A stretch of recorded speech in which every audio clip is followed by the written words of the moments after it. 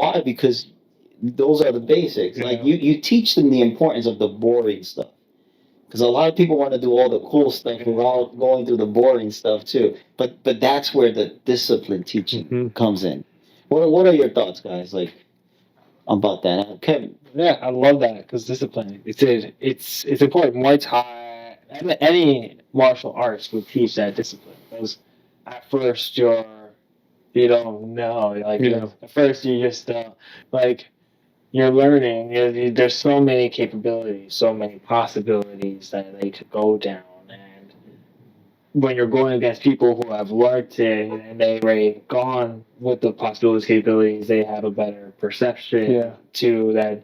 To basically, they see where they could pull off a move that you're learning onto you because they see where your blind spot is. But like as the newbie, you don't really know what that blind spot is. You don't really know even how to exploit the blind spot because you're still learning. But like the people that have gone through it, like they seen it. So like in the beginning, you do get beat up more than you can beat up. Yeah. Yeah, because then you're going through the process. Iron sharpens iron. That's a good way of putting it. Iron sharpens iron. Yeah, it's discipline. It's a lot of discipline that goes into it. So it's important. It's important. Iron will sharpen iron, and then like it's good that they go talk on you too. It's just asking, like, I'm pretty sure we asked them too, like, oh, what did you do? Like, how did you see that? They'll explain it. I remember this one guy, man, and so in the sparring session, like, I was getting beat up, I was still holding my own there, but he's tall too, and I was like, I think I could take it out. Tall guy. So I was like, we were just like, because we were there, I was like, all right, but and I knew, I was like, I'm after it. I was like, can I just hold my own from it? So then, like during after class, I asked him like, what exactly did I do wrong? What exactly should I go through, or like what is some technique that I could learn at least, right? And he told me like right after I hit, like after you do like the block and the hit, just throw. So like he'll throw one of the like kicks right at me, so I have to do a block and then just throw with the same hand.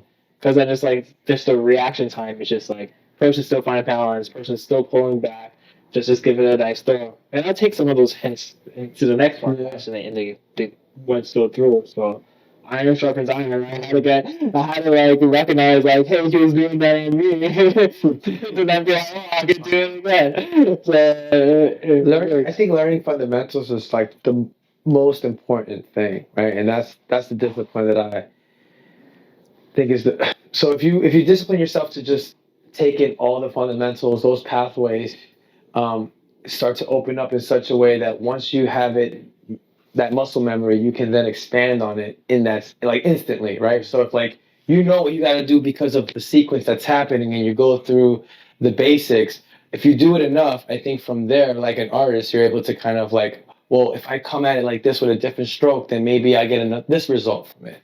But as long as you have, those core elements within you, I think it'll start to expand and open up. I'm a real believer of like when you master something, it's only when you're really starting to begin it, right?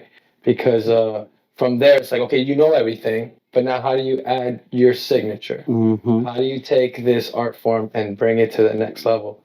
So, yeah, if you can discipline yourself to master that thing, the basics, just the core basics, I think from there, you won't be tied down to anything and just kind of allow yourself to evolve within that space, right? And then create something new from it. I like that because also what makes a great fighter, what makes a great fighter versus a good fighter is that a great fighter becomes unpredictable. Because, for example, you master a craft, and now that craft helps you win fights, like an uppercut. Like good example, Mike Tyson's uppercut, deadly, right? Like he was just knocking people. If you do it so many times, what happens? They're gonna start with like, okay, he moves like this. They start figuring it out. Yeah. They can count it. They can measure it. Exactly, they can measure it, right? And I never forget when I was a kid, and he lost to Douglas. Oh, The Douglas fight, and I watched it, and I was like, how? Like this guy was But now that you get older, you start studying. You're like, he was just jabbing it and jabbing it, and he was just punishing Tyson. If you watch the fight, he was punishing Tyson. And why? Because Tyson became one. Unfortunately, he didn't train well, but he was predictable already with his movements because that was all that he learned from Cus D'Amato, right? But also, Yeah. Cus taught him very well. Like he learned that, and it was a beautiful craft. But there was not another addition to. Yeah. Like if you evaluate Muhammad Ali, on the other hand, he went from being super fast, right? His hands were super fast. He can dance around. He can dodge. It's amazing punches, like from a very short distance. But then as he lost the speed, he implemented another skill set, which was I'm going to learn how to block better. So there's a difference, right? I'm not saying Tyson isn't one of the greatest. Tyson's up there, Yeah. but that's what made him different than Ali. Ali was able to evolve and create a new craft Yeah. into that. Not only Ali was a great human being, for what he did to the world, but how many fighters do you see that evolve through time Yeah. and don't only I would say rely on the craft that made them famous or that make them so good? What are your thoughts on that? Yeah. Well, I think a perfect embodiment or representation of that, or a person who did that, was Bruce Lee, right? Like that is, I think, That's a good example, Freddie. the epitome of what that is, right? I think he taught that to everyone. Like there is no style. It's just your style. It's whatever you come out, whatever comes out of you, what you formulate. And I think that's why he had a lot of pushback from uh, all the masters back in the East, right? Like all the martial artists who were like, wait a minute, you're taking what we've taught and you're like breaking it down and restructuring it so different. And they didn't like that, right?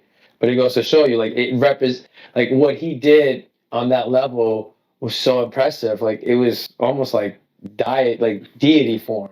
He was like, like water. Yeah, lowercase God form. Like he was really tapped in. Yeah, that's really nice too. It's cool when they get tapped in like that too. Yeah. It's like Help us continue to embrace these human experiences and explore more about ourselves and others by just subscribing.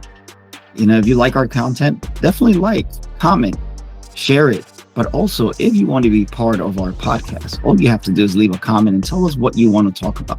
Remember, this is the platform for the people, and we're here to explore those life experiences that are very unique to you and to everyone else. Don't forget, subscribe. I'm trying to coexist.